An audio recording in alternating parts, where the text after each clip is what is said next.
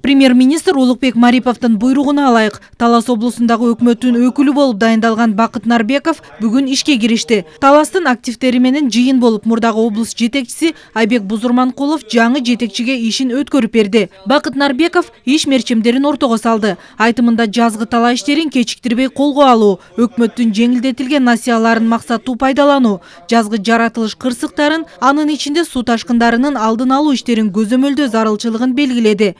Кетсек, Бакыт Нарбеков Кара-Бура районундагы Көксай айылында туулган. Агрардык академияны аяктап аталган окуу жайда окутуучу, кийин Каржы министрлигинде иштеген. Акыркы учурда президенттин аппаратында эмгектенип келе жаткан. Ошо облусубуздун жалпы экономикасын, бюджетин көтөрүүгө жана ошондой эле жаңы ишканаларды ачып, анан билесиздер, бардык мамлекетте инвестиция тартуу активдүү жүрүшөт.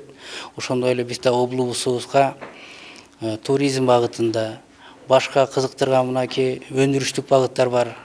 Аны ишке алын элек багыттар бар. Ушунун баарына инвестиция тартуу аракеттери жумшалат.